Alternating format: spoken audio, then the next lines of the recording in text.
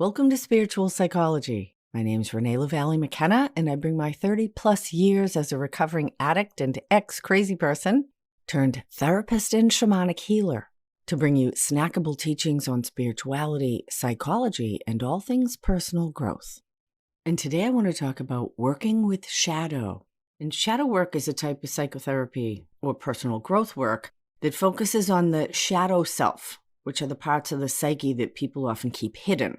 The great psychoanalyst Carl Jung first developed this concept and used the term shadow self to describe the things that people repress or don't like to acknowledge about themselves. A very easy way to get in touch with our shadow is to consider words like shame or fear and what do they bring up for you if you think about them in yourself. And if you don't think you have any fear or shame, then your shadow is probably really unconscious. And the shadow isn't always that easy to get to because we have this ego or personality self that's very invested in trying to make things look good on the outside, be acceptable, lovable, successful, empowered. Part of us that wants to be good or maybe even better than other people. And ego and shadow, if we look at them as opposite sides of the same coin or as like the beautiful twisted halves of the yin-yang symbol, could be seen as the duality of the human psyche.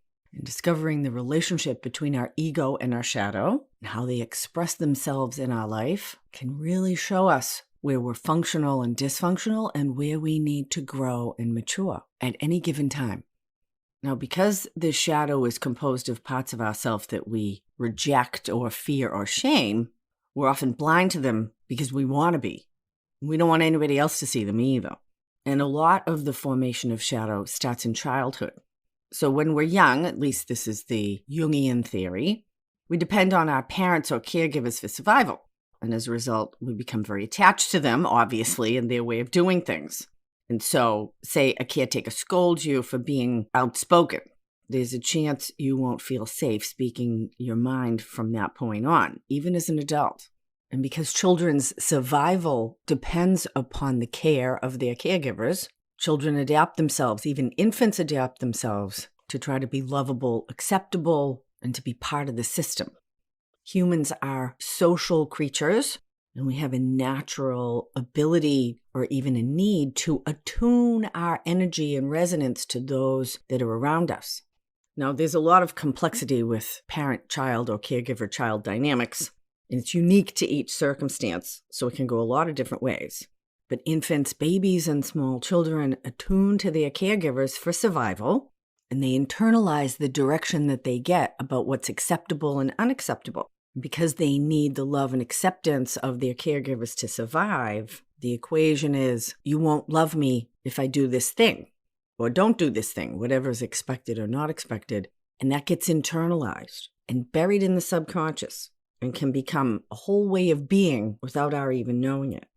Now, the direct route to your own shadow would be to sit and contemplate or write about or discuss with another person your own deepest fears, shame, regrets, and guilt. That's a good list, huh? Write a list of all the people you're angry at or have resentment against, and any sexual behavior you'd rather not have anybody know about.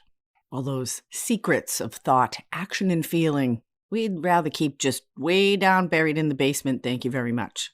Just keep everybody upstairs where things are nice and neat and orderly, or at least the way we want to present them to others.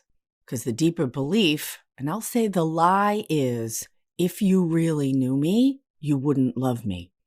And this is why shadow work is so important, because although certainly we hide and keep secret many things about ourselves that are lower resonance, our jealousies, our hatreds, our deep insecurities, our sexual kinks or perversions. We think if anybody saw those things, they would judge them the same way that we do, and many people might. But mixed in with all of that darkness is a lot of unexpressed light. In fact, darkness is the absence of light.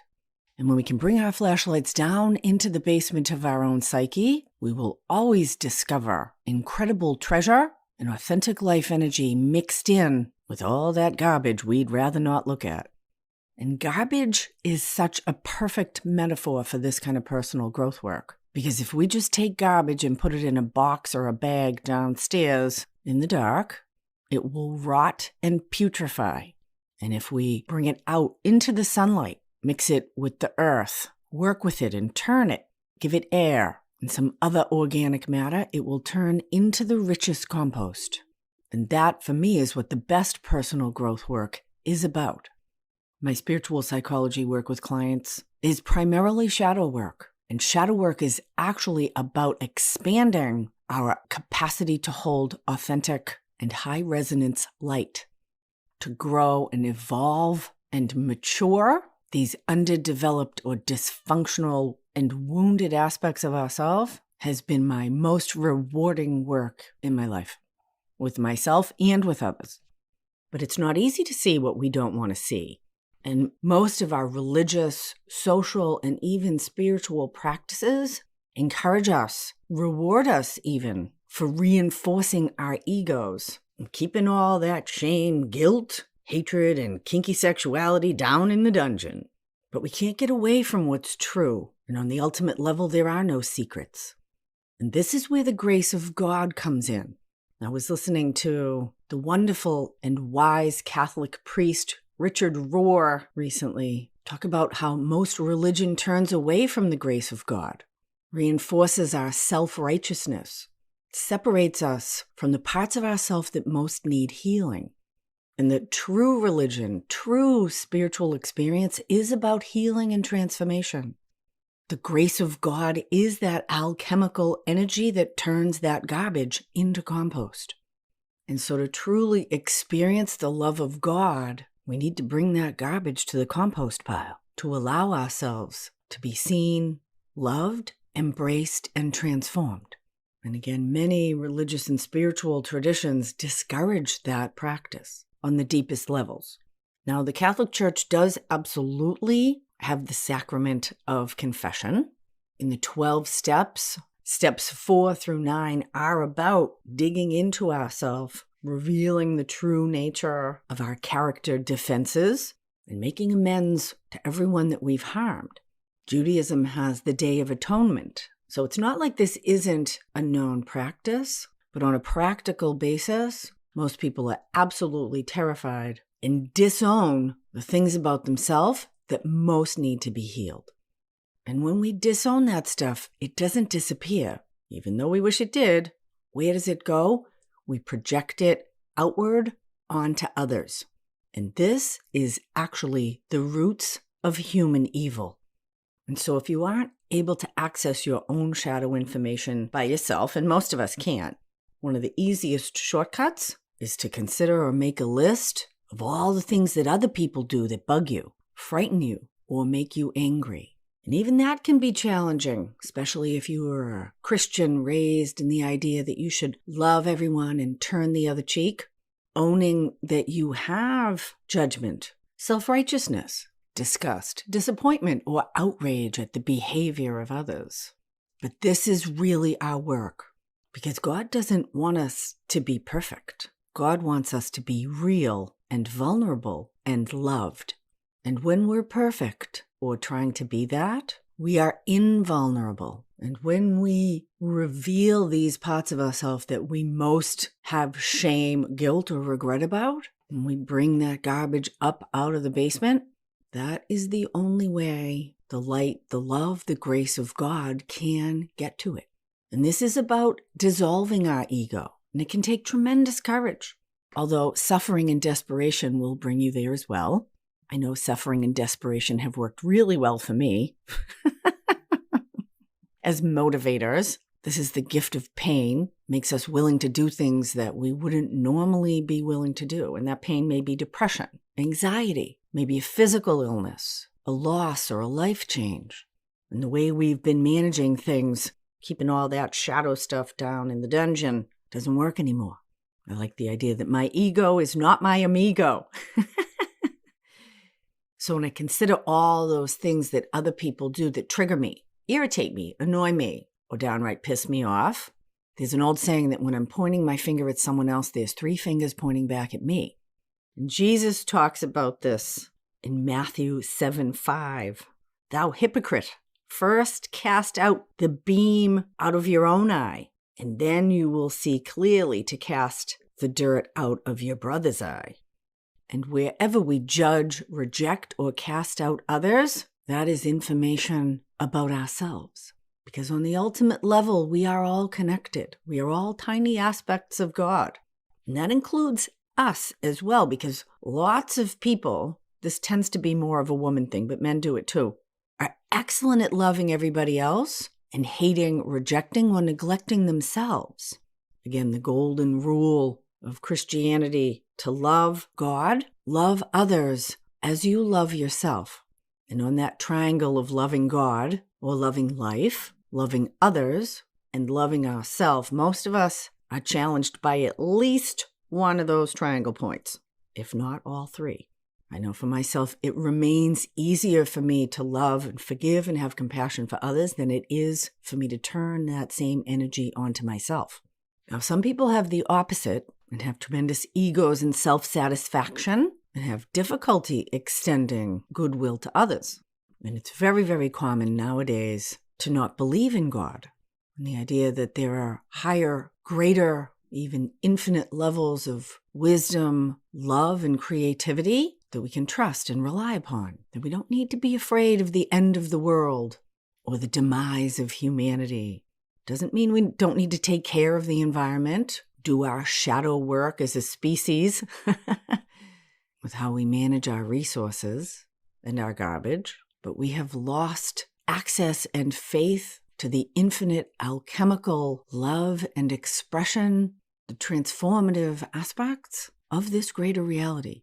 As a society, we have lost our faith in the abject grace of God that is always available to us. And you can just look at the news, and even a lot of modern spiritual teachers are promoting this kind of generalized angst and fear that we're all going to hell in a handbasket, whatever that means. And our collective ego, just like our individual ego, knows that our willpower alone is not enough. And all of those things we're afraid of: global warming, overpopulation, institutional racism, greed, mental illness, addiction, the disproportionate distribution of wealth. All these fears are our collective shadow.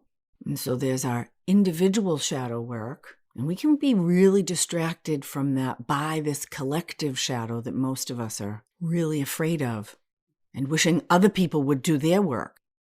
Maybe take a look at where you judge, hate, or fear other people who have different viewpoints than you. Viewpoints that you consider wrong or dangerous, ignorant or destructive. It's very common for people who are progressive liberals to actually hate people with fundamentalist or rigid conservative viewpoints. People who might be racist or misogynistic, homophobic, or anti-science. And if we look deeply, the energy of that hatred of those people who are hating is a very similar energy, self-justified in a very similar way. Not easy to look at, but worth a peek.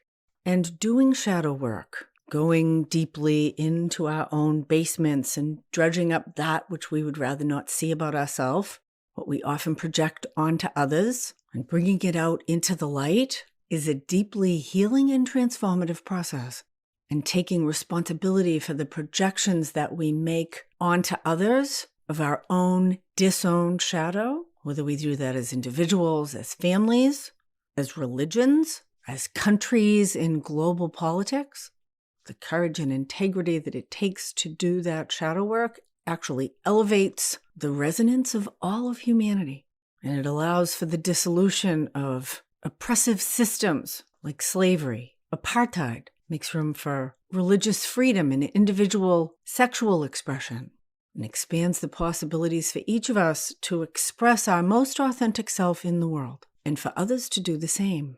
And as we experience the grace and humility of owning, accepting, coming to compassion, and maturing our own ignorance and limitations and fears, we not only experience the alchemical composting, enriching process of the light, we become portals of light ourselves. And so I encourage you to find the courage and resources to do your own shadow work. Allow your ego to be deflated so that your true self may shine forth under the grace of God. Thank you so much for listening. If you'd like some help with your own shadow work, I have some openings in my practice. Send me an email and we can set up a free 30-minute consultation to see if a block of spiritual psychology work might benefit you in your life. info@reneemckenna.com.